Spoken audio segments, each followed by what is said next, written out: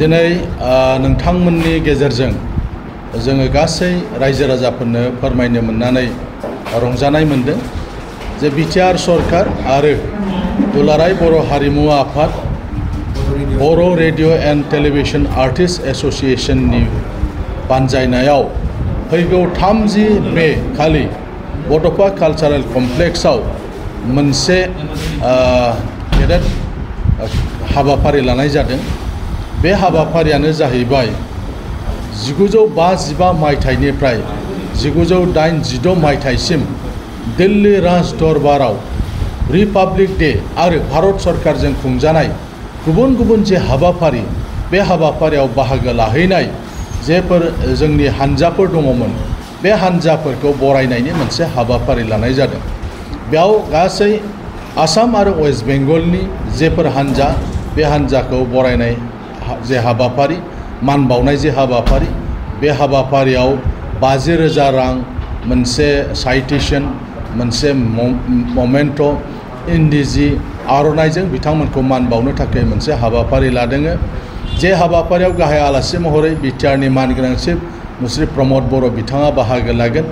आसामनि केबिनेट मन्त्रि रन्जित दास बिथाङा बाहागो लागोन। उर्खावगोरा ब्रह्म मन्त्रि बिथाङा बाहागो लागोन। बिथांमोनजों लोगोसे जोंनि रोनगोरा नार्जारि जयन्त बसुमतारी एमपि बिथांमोना बाहागो लागोन। इएमफोर एमएलएफोर आरो एमसिएलएफोर बाहागो लागोन। बर' थुनलाइ आफादनि मानगोनां आफादगिरि डक्टर सुरत नार्जारि बिथाङा बाहागो लागोन आरो बेबायदिनो बर'नि गुबुन गुबुन गौथुमनि दैदेनगिरिफ्रा बेयाव बाहागो लागोन। बेनिखायनो जों रायजो राजाफोरखौ खावलायनो लुबैदों जे जारिमिनारि जे मोसाहैनाय जे दिल्लीयाव 1955 मायथाइयावनो जे मोसाहैजेनदोंमोन दा बे गासै जोंनि 12था जे टीम दङ बेवहाय बेंगलनि मोनसे टीम दंफायो क'क्राझार दुधनै रामफलबिल भाटारमारि बेबायदि गोबां टीमफोर दङ। बे गासैबो टीमनि सोद्रोमाफोरखौ बरायनो थाखाय जोङो बे हाबाफारिखौ सरकारा लादों। गासै बे टीमाव 125 सा दङमोन बिनिनो दासिम गोथाङै दं 120 सा आरो 45 साया रुंसारि जालांबाय। अब्लाबो जायफोरा रुंसारि जाबाय अब्लाबो बिथांमोननि न'खरनि सोद्रोमाफोरखौ मान बावनो थाखाय हांख्रायहरनाय जादों आरो बिथांमोनखौबो सरकारनिफ्राय जेरैबायदि बे हाबाफारियाव बाहागो लानांगौ बिनि थाखाय थांलाय फैलायनि थाखाय गासैबो बेबस्थाफोरखौ खुंफुं आफादा खालामना होदों जाहाथे बिथांमोना मोजाङै मोजां सफैनो हायो। रायखांनो गोनां जि बाथ्रा जोंनि बिटिआर जि सरकार आथिखालाव बिटिआर सरकारा कालचारेल डिपार्टमेन्टआव गोबां रोखोमनि हाबाफारि मावगासिनो दं। नोंथांमोना मिथिखाबाय जे दायो बिटिआर सरकारनि मददजों गोबां जायगायाव दायो सिनेमा हल लुदों। बे सिनेमा हल लुफुंनाया आबुं जायोबा जोंनि बर' सावथुन बेखौ दिन्थिफुंनायजों लोगोसे कालचारेल बिथिङाव आरो गोबां मानसिफ्रा ओंखारबोगोन एबा जों गोबां कालचारेल बिथिङाव दावगानो हाबावगोन होननानै जों मिजिंथिदों। दायो बिटिआर सरकारनि गेजेरजों अस्ताद कामिनी कुमार नार्जारि जोहोलाव नीलेश्वर ब्रह्म बिथांमोननि जे मुसुखा बे मुसुखाखौ गावसिनि जोनोम जे थावनि बामुनखुरा गसाइगावआव दिनै मुर्तिखौ बानायनायजों लोगोसे बेखौ बेखेवनानैबो होनाय जाबाय बिटिआरनि मानगोनां चिफआ। बेबायदिनो जायफोर गेदेमा सुबुंफ्रा जोंनि बर' हारिमु बिथिङाव गोबां कन्ट्रिबिउसन होलांबाय बे गासिबो कन्ट्रिबिउसन होलांनाय गेदेमा सुबुंफोरखौ मान बावनाय बिथांमोननि मुंखौ गोजोरथि खालामनो थाखाय जोंनि बिटिआर सरकारनि मानगोनां चिफ प्रमद बर' बिथाङा गोबां हाबाफारि लागासिनो दङ। उननि समावबो बेबायदिनो गोबां हाबाफारि मावफुंनायनि थाखाय बिटिआर सरकारहा माखासे स्किमफोर दङ। बे स्किमफोरखौ थाबैनो मावफुंनो हागोन होननानै जोङो मिजिंथिदों।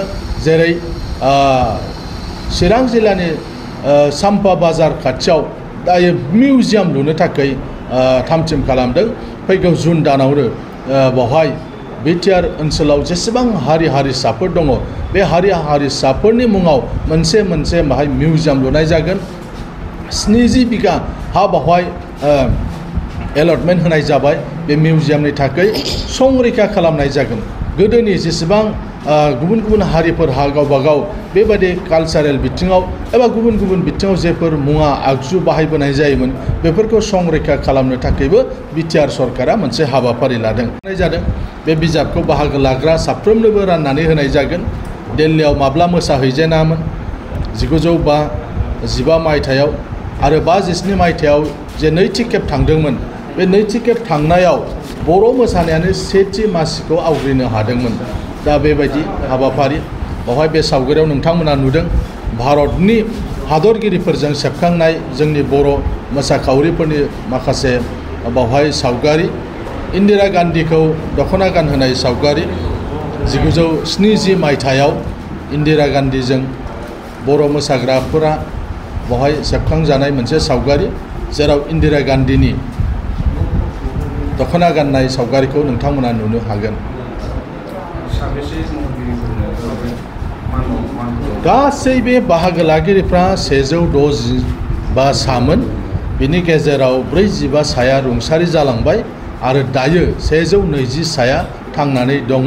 बिथांमोनखौ क'क्राझार बड'फा कालचारेल कमप्लेक्सआव फैनो हानायनि जे बेबस्था बे बेबस्थाखौ जोंनि खुंफुं आफादा खालामबाय। बिथांमोना जाहाथे मोजाङै मोजां सफैनो हायो मान बावनायखौ जाहाथे नाजावनो हायो बिनि थाखाय जोंनि खुंफुं जे आफाद दङ बे खुंफुं आफादा गासैबो हाबाफारिखौ खालामो। जायफ्रा रुंसारि जालांबाय बिथांमोननि न'खरनिफ्राय जायहा फिसालाफोर दङ फिसाला गैयाबा फिसाजोफोर बेबायदि न'खरनि मानसिफोरखौ लिंहरनाय जादों।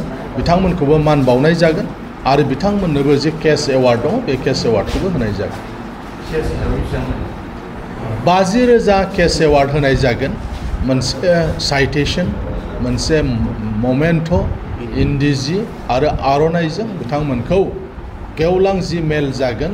मानाव गेदेर चिफ मुस्रि प्रमद बर' बिथां आसामनि मन्त्रि रन्जित दास इउजि ब्रह्म आरो गोबां बर' थुनलाइ आफादनि मानगोनां आफादगिरि डक्टर सुरत नार्जारि बिथांमोननि नुजाथिनायाव बे बान्था एबा मान बावनाय जि हाबाफारि बे हाबाफारिखौ खुंफुंनाय जागोन।